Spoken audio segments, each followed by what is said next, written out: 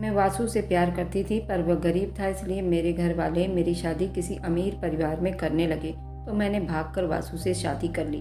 हम दोनों एक साथ गरीबी में भी बहुत खुश थे। जब हमारा एक बेटा हुआ था और फिर एक दिन मुझे खबर आई कि वासु की मृत्यु हो गई है, मैं बच्चों को लेकर वापस आ गई तो घर वालों ने मुझे स्वीकार नहीं किया। यूं ही 2 साल बीत गए और मैं बेटे को लेकर लोगों के घरों में झाड़ू बर्तन का काम करने लगी। जहाँ काम करती थी आज वहाँ पर पार्टी थी, क्योंकि बड़े मालिक 2 साल के बाद दुबई से हिंदुस्तान आ रहे थे। जब मैंने उस मालिक को देखा था तो जिस्म मेरा कांपने लगा था, क्योंकि वासु को अपने सामने देखकर तो मेरे पैरों के नीचे से ज़मीन खिसक गई थी।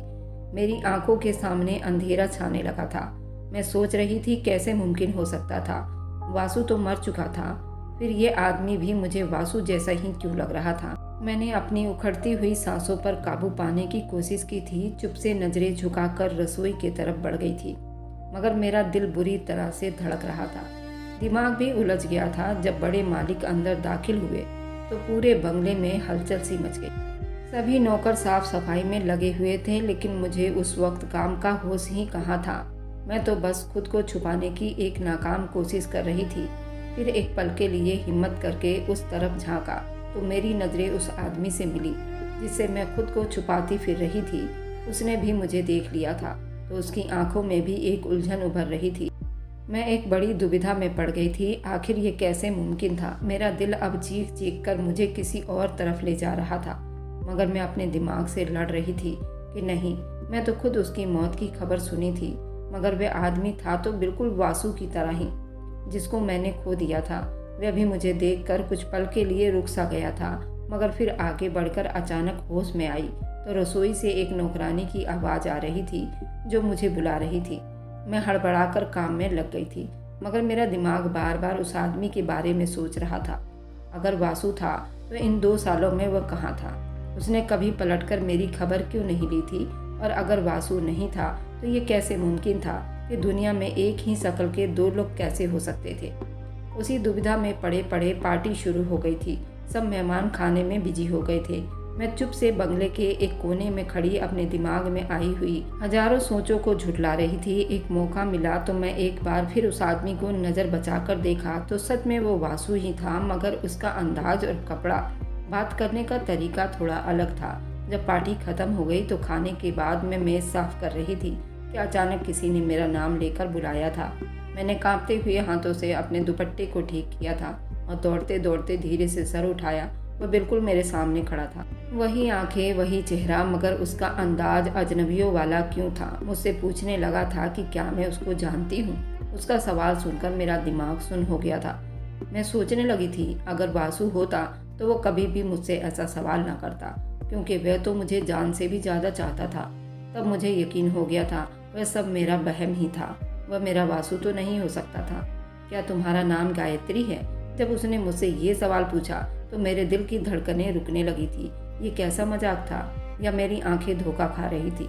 या किस्मत मेरे साथ कुछ खेल खेल रही थी? मैं तो कुछ भी बोलने के लायक नहीं थी। मैंने बहुत मुश्किलों से हाँ में सिर हिलाया था और तब मैंने भी उससे पूछ लिया था क्या उसका नाम वासु था। मेरी बात सुनकर उसने मुझे बड़ी अजीब नज़रों से देखा था। मुझसे कहने लगा था मेरा नाम वासु नहीं बल्कि जतिन है। उसके शब्द में इतनी अजनबीपन भरी हुई थी कि मैं डर गई थी।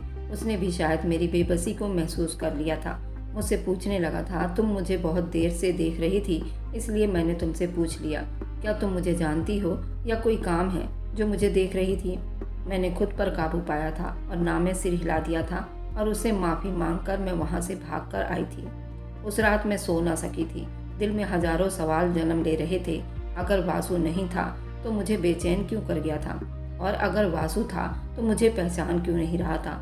अगले दिन जब मैं काम पर गई तो मैं मालिक के दूसरे नौकरों से जतिन के बारे में पूछा था, क्योंकि मुझे अभी तक तसल्ली नहीं हुई थी। फिर मुझे मालूम हुआ था सच में दुबई में ही रहता है और 2 साल के बाद हिंदुस्तान आया था, और उसका तो दूर दूर तक कोई रिश्तेदार भी वासु नाम का नहीं था। मैंने खुद को एक बार फिर से तसल्ली दी थी। ये मेरा वहम था, मगर फिर दिल नहीं माना था। उस आदमी को देखकर मुझे अपना वासु क्यों याद आया था। कुछ ही दिन बीते थे जब उस आदमी ने मुझे बुलाया और मुझसे कहने लगा मुझे तुमसे कुछ पूछना था। तुमने उस दिन मुझे क्यों कहा था कि मेरा नाम वासु तो नहीं? मैंने उसको सच बताने का फैसला कर लिया था। क्योंकि करार तो मेरे दिल को भी नहीं हो रहा था। मैंने उसे अपनी पूरी कहानी सुनाई थी। जब मैं चुप हो गई तो वह काफ़ी देर तक मुझे देखता रहा।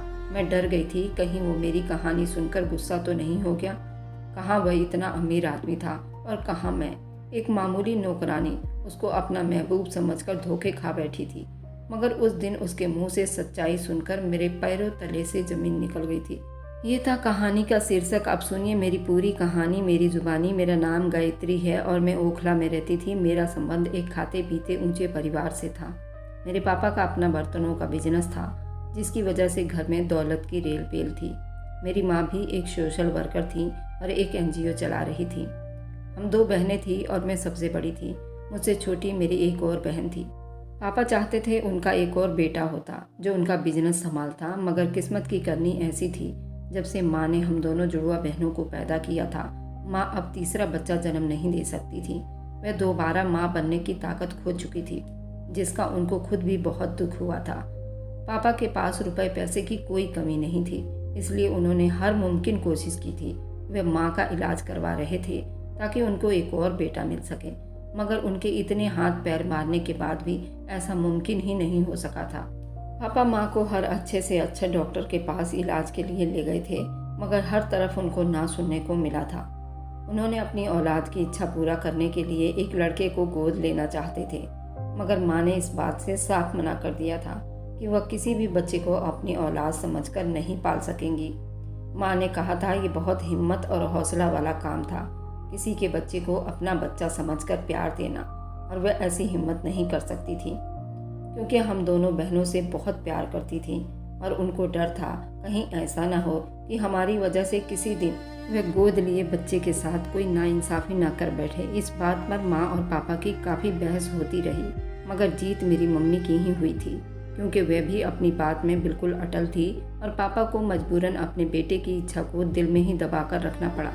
उन्होंने अपने बेटे वाली इच्छा को छोड़ दी थी, लेकिन वे तब से ही ये इरादा कर चुके थे कि वो मुझे ही अपना बेटा बनाएंगे और अपना सारा बिजनेस मेरे और मेरी बहन के नाम करेंगे। इसलिए उन्होंने बचपन से ही मुझे और मेरी बहन को बहुत प्यार से पाला था। मेरी हर बात को उन्होंने सबसे पहले माना था। पापा ने हम दोनों बहनों को बहुत ध्यान से और हर पढ़ाई पूरी करवाई थी, क्योंकि मैं ही तो थी जिसने कामयाब होकर उनका बिजनेस संभालने के साथ साथ और ज़्यादा फैलाना भी था। मुझे भी इस बात पर बहुत गुमान महसूस होता था। सबसे ज़्यादा मुझसे प्यार करते थे और मुझे ही ज़्यादा अहमियत देते थे। इसी वजह से पापा मुझे शुरू से ही अपने साथ बिजनेस मीटिंग पर ले जाना शुरू कर दिया था। वह मुझे छोटी छोटी चीज़ें सिखाते थे, जैसे कि बिजनेस की समस्याएं कैसे तय की जाती है, मार्केट के उतार चढ़ाव पर नज़र कैसे रखी जाती है और किस तरह एक अच्छा बिजनेसमैन बना जाता है। मैंने बचपन से ही उनकी बातों पर गौर करना शुरू कर दिया था और जब मैंने ग्रेजुएशन पूरी कर ली तो पापा ने मुझे बिजनेस स्टडी करने के लिए जर्मनी भेज दिया था। मैं बिजनेस के बारे में और ज़्यादा जानकारी हासिल कर सकूं। माँ तब पहली बार पापा से कहने लगी थी कि उन्होंने मुझे कुछ ज़्यादा ही सर पर चढ़ा लिया था, क्योंकि वो मेरी ज़िद और हर इच्छा पूरी कर देते थे। माँ का ख्याल था कि मेरी पढ़ाई पूरी होने के बाद वे आम लड़कियों की तरह मेरी भी शादी कर देंगी, मुझे अपने घर का कर देंगी। मगर पापा तो मेरे बारे में कुछ और ही सोच कर बैठे थे। वो मुझे एक अच्छा बिजनेसमैन बनाना चाहते थे। मैं भी उनका सपना और उनकी इच्छा पूरी करने के लिए दिल से मेहनत कर रही थी, मगर मैं नहीं जानती थी कि पापा अपनी इच्छा में इस हद तक डूब जाएंगे कि उनको मेरी अपनी ज़िंदगी की खुशी का भी कोई परवाह नहीं करेंगे। इस बात का अंदाज़ा होते होते मुझे बहुत देर हो गई थी। काश मुझे इस बात का अंदाज़ा पहले हो जाता। पापा को सिर्फ और सिर्फ अपने बिजनेस से ही मतलब था और अपने बिजनेस के सामने उनको अपनी सबसे लाडली बेटी की खुशी भी नज़र नहीं आ रही थी। माँ ने पापा को बहुत बार कहा था कि वो मुझे अपने साथ बिजनेस में इस हद तक ना घसीटे कि मैं भी ज़िंदगी को सही तरीके से जीना ही भूल जाऊं। मगर पापा ने माँ को साफ साफ कह दिया था, अगर उन्होंने पापा को एक बेटी की खुशी नहीं दी है तो फिर एक बेटी को तो अपने बुढ़ापे के लिए तैयार कर रहे थे। वे अपना सारा कारोबार गायत्री को समझा चुके थे। गायत्री बेटी नहीं बेटा थी। वह बिजनेस के मामलों में पापा से 2 कदम आगे निकल गई थी। और फिर मेरी माँ धीरे धीरे सब्र कर बैठी थी। उन्हें बहुत बुरा महसूस हुआ था, मगर वह कुछ नहीं कर सकती थी, इसलिए उन्होंने पापा को उनके हाल पर छोड़ दिया था। पापा बहुत ज़्यादा एक्साइटेड थे। वह मुझे जर्मनी भेज रहे थे और जर्मनी से वापस आने के बाद उनका सारा बिजनेस मैं ही संभालने वाली थी। मगर उस वक्त कोई भी नहीं जानता था जर्मनी जाने के बाद न सिर्फ मेरी बल्कि हम सब की ज़िंदगी बदल कर रह जाने वाली थी। जब पापा ने मुझे जर्मनी भेज दिया तो मैं जर्मनी के रंगरलियों में एकदम से गुम हो गई थी। मुझे महसूस होने लगा था मैं सिर्फ बिजनेस में ही गुम होकर रह गई थी और बाकी ज़िंदगी जीना जैसे भूल चुकी थी। मगर मुझे बहुत जल्द याद आ गया था कि पापा ने मुझे जर्मनी सिर्फ और सिर्फ कुछ वक्त के लिए ही तो भेजा था और उसके बाद वापस आकर मुझे सारा बिजनेस संभालना था। मैंने जर्मनी में जितना भी टाइम बिताया था मैं सिर्फ ये चाहती थी उस वक्त को भरपूर तरीके से एंजॉय कर सकूं। और तभी मेरी मुलाकात वासु से हुई थी। वह अभी बिजनेस के बारे में ही जर्मनी आया हुआ था और जर्मनी से वापस आकर अपना बिजनेस शुरू करना चाहता था। वासु और मुझ में सिर्फ एक बात का फ़र्क था, वह भी अपना बिजनेस शुरू करने वाला था, जबकि मैं अपने पापा के बिजनेस को और ज़्यादा बढ़ाना और फैलाना चाहती थी।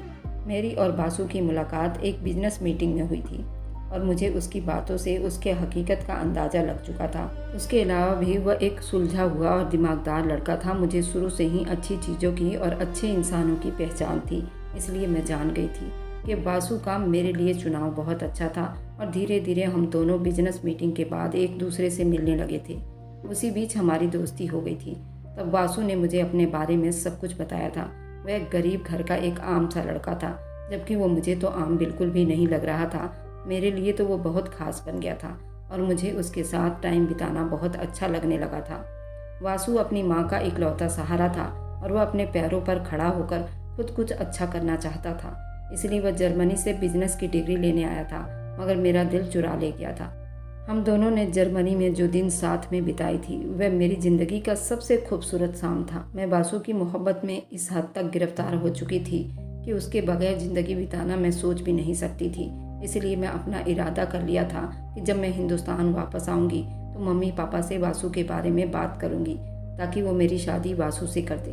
मुझे पूरा भरोसा था पापा को वासु पसंद आएगा, क्योंकि वह एक बेहद इंटेलिजेंट लड़का था और मैं जानती थी कि वो बहुत जल्द एक कामयाब बिजनेसमैन भी बन सकता था। और ये सब देखते हुए पापा को हमारे रिश्ते पर कोई ऐतराज़ नहीं होना चाहिए था। मगर मैं पापा के बारे में गलत समझ रही थी। इस बात का अंदाज़ा मुझे उस वक्त हुआ था जब मैंने पापा से वासु के बारे में बात की थी। मैंने पापा को वासु के बारे में, उसकी फैमिली के बारे में और उसके बिजनेस प्लानिंग के बारे में सब कुछ बता दिया था। मुझे लगा था पापा वासु के बारे में उसकी बिजनेस करने की इच्छा को सुनकर बहुत खुश होंगे और मेरी पसंद की तारीफ करेंगे। मगर पापा तो वासु के बारे में सुनकर एकदम से भड़क उठे थे और मुझसे कहने लगे, क्या मुझे पूरी दुनिया में वही गरीब लड़का मिला था मोहब्बत करने के लिए? मुझे पहले तो यकीन नहीं हुआ था कि पापा वासु के बारे में ऐसा कुछ कह सकते थे। मगर जब मुझे अंदाज़ा हो गया कि उनके सामने सबसे बड़ा फ़र्क ये था कि वासु के बैकग्राउंड से हमारा बैकग्राउंड मैच नहीं हो रहा था। वह एक छोटे और मिडिल परिवार का आम सा लड़का था। उन्होंने वासु से मिलने तक से भी मना कर दिया था। मैंने पापा को समझाने की बहुत कोशिश की थी। वासु एक अच्छा और दिमागदार लड़का है। उन सबसे बढ़कर वह मुझसे टूटकर मोहब्बत करता है। मेरे साथ अपनी सारी ज़िंदगी बिताने वाला है। मगर पापा ने भी मेरा मुंह ये कहकर बंद कर दिया कि उन्होंने अपनी सारी ज़िंदगी मुझे बिजनेसमैन बनाने में बिता दिया और मैं एक आम से लड़के से प्यार करके उनका कारोबार चौपट कर दूंगी। मैं अपने ससुराल जाकर बैठ जाऊंगी, बिजनेस का भूल जाऊंगी, अपना घर बसाऊंगी। पापा ये कभी नहीं चाहते थे और एक दिन मैं उनके सामने किसी आम से लड़के को लाकर खड़ा कर दूंगी। मैंने पापा को हर तरह से यकीन दिलाने की कोशिश की। मैं उनके बिजनेस को ज़रूर संभाल लूँगी, बल्कि मेरे साथ साथ वासु भी उनके बिजनेस को फैलाने में मेरी मदद करेगा।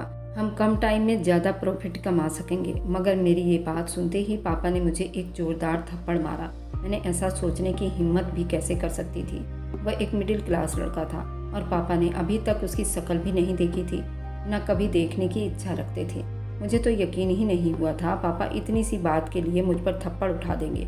उन्होंने तो सारी ज़िंदगी कभी मुझसे ऊंची आवाज़ में बात तक नहीं की थी और जब मैं उनके सामने अपनी पसंद के बारे में बताया तो उनको फैमिली बैकग्राउंड याद आ गया था। उनको तो सिर्फ और सिर्फ इस बात की परवाह थी कि लोग क्या कहेंगे कि मैंने एक गरीब लड़के के साथ शादी कर ली थी। उस वक्त मम्मी ने भी पापा को बहुत समझाया था वो मेरी बात मान ले, क्योंकि मम्मी जानती थी अगर पापा जिद कर सकते थे तो मैं भी उनकी ही बेटी थी, सबसे लाडली थी। मेरा गुस्सा और जिद उनसे भी 2 कदम आगे था, पर पापा अपनी बात पर अड़े थे। अगर मुझे वासु के साथ ज़िंदगी बितानी थी तो मुझे उनका लाइफ स्टाइल छोड़ना ही था। ये बात सुनकर तो मैं बिल्कुल सुन्न हो गई थी। उनके कहने का मतलब तो साफ था कि वो मुझे सीधा सीधा अपनी ज़िंदगी और घर से निकाल कर बाहर कर रहे थे। क्योंकि वासु को तो मैं किसी हाल भी छोड़ नहीं सकती थी। वासु ही तो था जिसके साथ रहकर मैंने जीना सीखा था। वही तो था जिसने मुझे बताया था कि ज़िंदगी में और भी बहुत से रंग होते हैं जिनको हम अपनी मर्जी से जहाँ चाहे भर सकते हैं। अगर वो मेरी ज़िंदगी में नहीं आता तो मेरी ज़िंदगी तो बिजनेस की फाइलों में ही उलझ कर रह जाती। मेरे लिए बहुत मुश्किल था। मैं अपने पापा को छोड़ नहीं सकती थी जिन्होंने मुझे ज़िंदगी में आगे बढ़ना सिखाया था, मगर दूसरी तरफ वासु भी तो था जिसने मुझे ज़िंदगी को जीना सिखाया था। मैंने उस वक्त अपनी ज़िंदगी का सबसे मुश्किल फैसला किया था और वह था वासु के साथ रंगों भरी ज़िंदगी को जीना। पापा ने मुझे बहुत धमकाया था। वासु मुझे ज़िंदगी के वो ऐशो आराम नहीं दे सकता था जो पापा मुझे देते आए थे, मगर मैं उन ऐशो आराम की कोई परवाह नहीं कर रही थी जिसमें ज़िंदगी का कोई मज़ा ही नहीं था। पापा के घर में ज़रूर मुझे हर ऐशो आराम और सुविधा मिल रही थी, मगर जो मुझे वासु के साथ जर्मनी में रहकर ज़िंदगी बिताने में मज़ा आया था उन ऐशो आराम से कहीं ज़्यादा अच्छा था।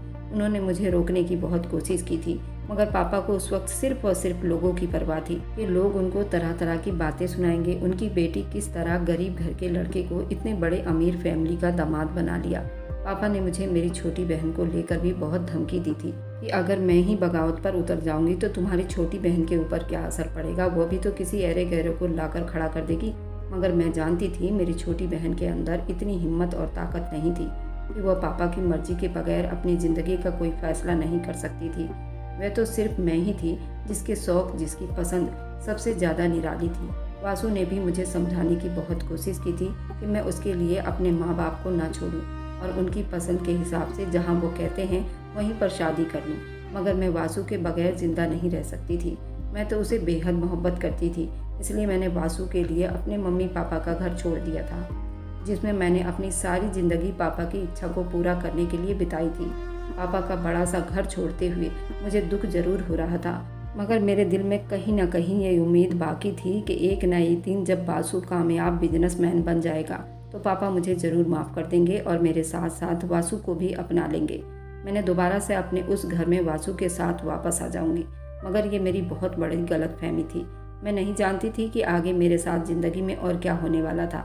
मैंने वासु के साथ शादी कर ली। उसके छोटे से घर में आ गई थी जहाँ पर उसकी बूढ़ी माँ अकेली रहती थी। वासु उनका बस एक ही सहारा था। वासु की माँ आंखों से अंधी थी, पर वह वासु को बहुत चाहती थी। जब उसकी बूढ़ी माँ को पता चला कि वासु ने अपने पसंद की लड़की से शादी की है तो वो बहुत खुश हो गई। मैंने अपने माँ बाप की मर्जी के बगैर जाकर अपनी ज़िंदगी का फैसला किया था और फिर भी मेरी सास ने मुझे अपनी बेटी की तरह स्वीकार किया था। मेरी सास मुझे पूरा आराम देने की कोशिश करती थी क्योंकि मैं इतने बड़े बिजनेसमैन की बेटी थी और खुद भी पढ़ी लिखी थी। वासु की माँ एक विधवा औरत थी और वासु भी जानता था। उस बूढ़ी औरत को वासु अनाथ आश्रम में ही मिला था। वह बूढ़ी औरत जब अनाथ आश्रम के काम से कहीं बाहर गई थी तब वासु को उस बूढ़ी औरत के पास कोई छोड़ गया था। वह अपनी आंखों से तो देख नहीं सकती थी, लेकिन उस बच्चे को पालकर खुश हो गई थी। तब से ही वासु की देखभाल करने लगी, वासु के लिए जीने लगी। मैंने अपने पापा का घर छोड़ने के बाद वासु के साथ मिलकर बहुत बड़ा बिजनेस संभालने का सपना देख रही थी, मगर मैं ये भूल गई थी कि उस वक्त मेरे पापा इस शहर के जाने माने बिजनेसमैन थे और अपनी जीत के लिए कुछ भी कर सकते थे। शुरू के कुछ दिन मेरे और वासु के बहुत अच्छे बीते थे। हम दोनों सारी दुनिया को भुलाकर एक दूसरे में मगन हो गए थे। हमें लगता था जैसे हम दोनों मिलकर सारी दुनिया को जीत लेंगे। मैं जानती थी वासु एक बहुत समझदार लड़का था। अपनी मेहनत से वह जल्द एक बहुत बड़ा बिजनेसमैन बन सकता था। मुझे लगता था कि थोड़े से इंतजार के बाद मैं सारे ऐशो आराम को दोबारा से हासिल कर सकती थी जो कि मुझे अपने पापा के घर में मिल रही थी। इसलिए मैंने हर कदम पर वासु का साथ दिया था। वासु को एक बिजनेस शुरू करने के लिए किसी के साथ की बहुत अच्छी पार्टनरशिप चाहिए थी और जर्मनी से पहले वो बहुत से बिजनेसमैन के साथ इस बारे में बात करके गया था। बहुत से लोग उसके साथ पार्टनरशिप करने के लिए तैयार भी थे। जब वासु ने बिजनेस के लिए घर से कदम निकाला तो हर एक ने उसको मना कर दिया था। हमें समझ नहीं आ रहा था आखिर ऐसा क्यों हुआ था। पहले तो सभी उसके साथ बिजनेस करना चाहते थे, फिर सब ने एकदम से मना क्यों कर दिया था। और फिर मुझे इस बात की समझ आ गई थी ये सब मेरे पापा का ही किया धरा है। उन्होंने हर एक बिजनेसमैन को सख्ती से मना कर दिया था। कोई भी वासु के साथ कारोबार नहीं करेगा, क्योंकि वो मुझे दुख देना चाहते थे कि वासु एक गरीब लड़का था और वह अपनी जिंदगी में कुछ भी नहीं कर सकता था। वह सब कुछ इसलिए कर रहे थे ताकि वासु मुझे कोई ऐसा सुख सुविधा ना दे सके जिनकी मेरी आदत बन चुकी थी। जब वासु मेरी ज़रूरत को पूरी नहीं कर सकेगा तो मैं खुद ही वासु को छोड़कर उनके पास चली जाती और उनके सामने इस बात का इकरार कर लेती कि उनकी बात ना मानकर मैंने जो फैसला किया था वो मेरी ज़िंदगी का सबसे गलत फैसला था। मुझे अपनी गलती का एहसास था जो मैं उनके पास वापस चली गई थी। मुझे पापा की हर चाल बहुत आसानी से समझ आ गई थी, क्योंकि मैंने खुद भी कोशिश की थी कि मुझे कहीं पर छोटी मोटी नौकरी मिल जाती जिससे मेरा घर का गुजारा हो सकता था। लेकिन कोशिश के बावजूद भी मुझे कहीं नौकरी नहीं मिल रही थी। मैं जिस भी जगह पर जाती हर कोई मुझे मना कर देता। मैं हैरान थी, मैं तो सब कुछ जानती थी, मेरे पापा से भला कौन अनजान था। उसके बावजूद भी कोई मुझे काम देने को तैयार नहीं था। मैंने बड़ी बड़ी कंपनियों को छोड़कर छोटी छोटी कंपनियों में नौकरी तलाश करनी शुरू कर दी थी और वासु को भी कहा था कि बिजनेस के सपने देखना छोड़ दो और कोई दूसरा काम करते हैं। फिलहाल बिजनेस करने का इरादा बदल देते हैं और कोई छोटा मोटा काम कर लेते हैं जिससे हम अपने घर का गुजारा तो कर सकेंगे। मगर लाख कोशिश के बावजूद भी हमें कोई काम नहीं मिला था और मुझे तो पापा पर बहुत गुस्सा आ रहा था। आखिर जब उन्होंने मुझे अपनी ज़िंदगी से और अपने घर से निकाल दिया था तो मेरी ज़िंदगी में इतना दखल क्यों दे रहे थे? जब वो मेरे साथ हर तरह का संबंध ख़त्म कर चुके थे तो फिर मुझे अपनी ज़िंदगी सुकून से जीने क्यों नहीं दे रहे थे? मगर मैं वासु के साथ फिर भी खुश थी, क्योंकि उसने कभी मुझे मेरे पापा को लेकर कोई ताना नहीं दिया था। लेकिन मैं वासु के प्यार में पड़कर बहुत बड़ी गलती कर रही थी। मैं सिर्फ पापा को ही उसकी जिम्मेदार मानती थी, लेकिन मैंने जाने अनजाने में बहुत बड़ी गलती कर रही थी। मेरे पापा ने आज तक वासु को देखा ही नहीं था, तो फिर क्यों वासु से इतनी नफरत थी? और फिर मैं वासु के प्यार में इस तरह अंधी कि मुझे सिर्फ पापा की ही गलती नजर आ रही थी और आसपास कुछ भी देखना नहीं चाहती थी कि एक दिन मेरे सर पर वो धमाका हुआ जिसका मैंने कभी सपने में भी नहीं सोचा था। वैसे तो वासु मेरे सामने सब कुछ करता था जो मैं उससे कहती थी। उसके साथ ही मुझे भी उसके सिवा और कुछ नहीं चाहिए था। हमारी ज़िंदगी खुशियों से भरी हुई थी। बेशक हमारे हालात दिन ब दिन खराब होते जा रहे थे, मगर हम एक दूसरे के साथ बहुत खुश थे। इतना कमा लेते थे कि 2 टाइम की रोटी खा सकते थे। तभी मेरी ज़िंदगी में एक नई खुशी मिल गई थी।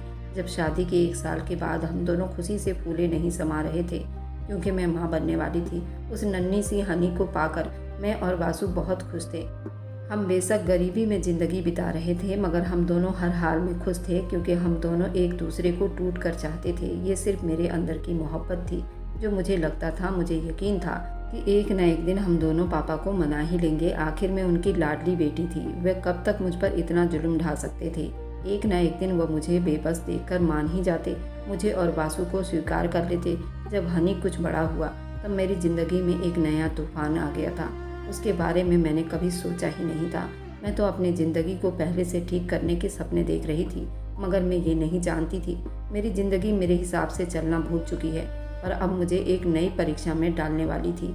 उस दिन मैं किचन में खाने की तैयारी में बिजी थी जब मुझे खबर मिली थी कि वासु का बहुत बड़ा एक्सीडेंट हुआ है। मैं ये खबर सुनकर जैसे मौत के करीब आ गई थी, लेकिन जैसे ही मेरी सास को वासु के मौत की खबर मिली तो वह उस सदमे को बर्दाश्त नहीं कर पाई और वो मरते मरते एक ऐसी बात कह गई जिसे मेरे पैरों तले से ज़मीन निकल गई थी।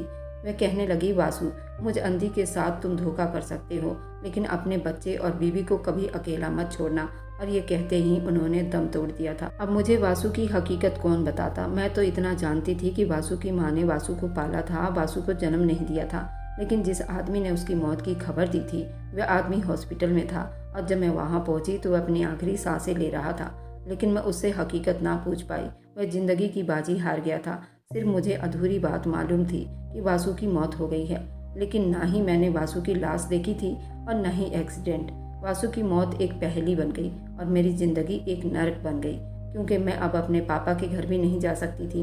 वासु की बूढ़ी माँ भी ख़त्म हो गई थी। मुझे हकीकत कौन बताता? अपनी बेबसी देखकर मेरा दिल चाहता था कि मैं खुद को ख़त्म कर लूँगी, मगर मुझे नन्ही हनी के लिए ज़िंदा रहना था। वही था जो मेरे पास वासु की निशानी के तौर पर रह गया था। मैंने बहुत हिम्मत की थी, कुछ काम देखने निकल पड़ी थी, लेकिन मुझे कहीं काम नहीं मिला। मैं खूब चीख चीख कर रो रही थी। अगर वासु की मौत हुई थी तो मैं उसको आखिरी बार भी ना देख सकी थी। मेरी सारी दुनिया एक झटके में अंधेरे में चली गई थी और मैं दर दर की ठोकरें खाने पर आ गई थी। मैं अपने पापा के घर भी नहीं जा सकती थी, क्योंकि उन्होंने कहा था, तुम मेरे लिए मर चुकी हो, तो भला अब मेरे और मेरे बेटे को वह कैसे स्वीकार करते?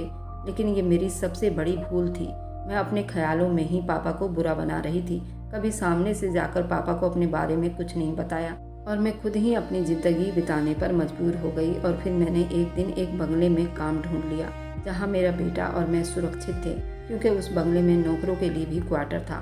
मैं काम करती रही, अपने बच्चों को भी देखती रही। मुझे बहुत बुरा लगता था, क्योंकि ऐसे बंगले में खुद रहकर आई थी। नौकर चाकर मेरे आगे पीछे घूमते थे और आज एक आम सी नौकरानी बनकर ऐसे बंगले में काम कर रही थी। पर मैं क्या कर सकती थी? ये सारा कुछ मैंने खुद अपने हाथों से चुना था। वासु के साथ जिंदगी बिताना तो मेरा अपना सपना था, लेकिन मुझे क्या पता था वासु मुझे 2 साल के अंदर ही छोड़कर भगवान को प्यारा हो जाएगा। और जब उस दिन मैंने उस बंगले में वासु को देखा तो मेरे पैरों तले से जमीन निकल गई थी। वासु भी मुझे देखकर घबरा गया था और उसके चेहरे पर कई लकीरें खींची थी। वासु तो ये सोच रहा था कि मेरे मरने की खबर सुनकर मैं मर जाऊंगी, लेकिन वासु को ये नहीं पता था मैं तो हनी और वासु के लिए ही जिंदा थी। वासु ने ही ये सारा जाल बिछाया था, क्योंकि वासु हर पल मेरे पापा के लिए मेरे कानों में जहर घोलता रहता था। क्योंकि वासु को जब मैं हिंदुस्तान लेकर आई थी तब उसकी नज़र मेरी बहन उषा पर पड़ गई थी। उषा मुझसे ज़्यादा खूबसूरत थी, क्योंकि उषा ने कभी बाहर की दुनिया नहीं देखी थी। और जब मैंने वासु के साथ शादी कर ली और उस घर से अलग हो गई तो वासु को इससे अच्छा मौका और कोई नहीं मिला था। और वासु मेरी बहन के लिए मेरे पापा से मिला और पहले ही वो बिजनेस के बारे में अच्छे से जानता था।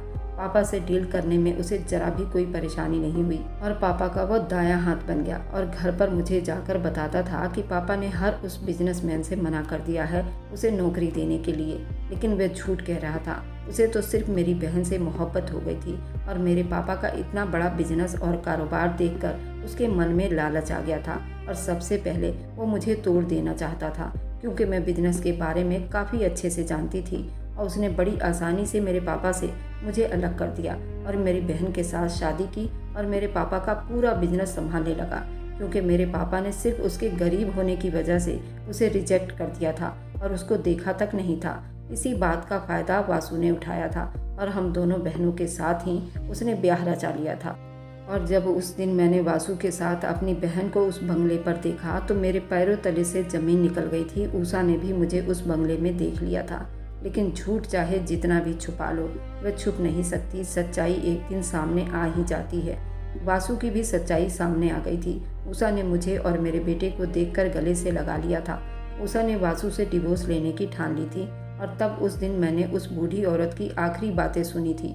उसने कहा था कि तुम अपने बीवी और बच्चों को धोखा नहीं दे सकते, यानी कि वह सब कुछ जानती थी। वासु के मौत की खबर सुनकर ही वह मर गई थी, लेकिन आज सच्चाई हम सबके सामने आ गई थी। मेरे पापा भी मुझे अपने सीने से लगाकर रो पड़े थे। उन्होंने वासु को कड़ी से कड़ी सजा दिलवाने की ठानी और मुझसे बहुत नाराज थे। उन्होंने कहा कि जो भी कुछ वासु तुमसे कहता रहा तुम उसे मानती रही, कभी एक बार पलटकर मेरे पास नहीं आई और ना ही उस घर तक आई। मैं तो सोचा तुम बहुत खुश होगी, लेकिन तुम्हारी इतनी बुरी हालत देखकर हम सबकी जान निकल रही है।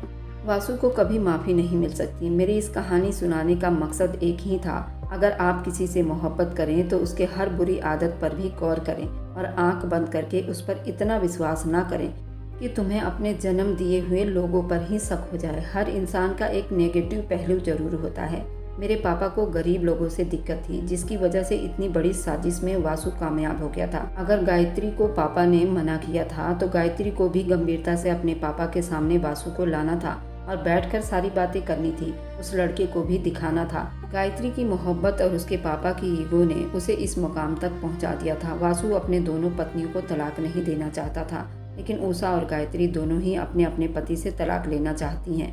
और उषा ने भी एक बेटी को जन्म दिया था, इधर गायत्री ने भी एक बेटे को जन्म दिया था। वासु के 2 बच्चे थे, एक बेटा और एक बेटी। वासु अपने बच्चे और पत्नी को नहीं खोना चाहता था। वह अपनी गलतियों की माफ़ी दोनों से मांगना चाहता है। मैं आप लोगों से पूछती हूँ, क्या हमें वासु से डिवोर्स ले लेना चाहिए या नहीं? कोर्ट में हम दोनों बहनों ने वासु के तलाक की अर्जी लगा रखी है। वासु पापा के बिजनेस से पापा से 4 गुना ज़्यादा ताकतवर हो गया है और उसके पास पैसों की कोई कमी नहीं है। उसने भी अच्छे से अच्छा वकील किया है। अब आप लोग हमारी मदद कर सकते हैं।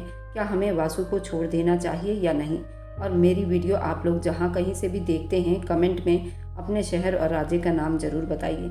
मुझे आप लोगों के कमेंट पढ़ने में बहुत आनंद आता है और उन सभी का मैं बहुत बहुत धन्यवाद करना चाहती हूँ जो लोग मेरी वीडियो को देखते हैं, लाइक करते हैं और शेयर करते हैं। अगर आपको आज की कहानी पसंद आई है तो वीडियो को ज़रूर लाइक कीजिएगा और अपने दोस्तों के साथ शेयर भी कीजिएगा। और हाँ, अगर आपने अभी तक हमारे चैनल को सब्सक्राइब नहीं किया है तो ज़रूर सब्सक्राइब कर लें। मिलते हैं हम अपनी कल की एक और नई दिलचस्प कहानी के साथ। मुझ पर सदा अपना प्यार और स्नेह बनाए रखें। सभी को मेरा प्यार भरा नमस्कार दोस्तों। खुश रहें, स्वस्थ रहें, मस्त रहें।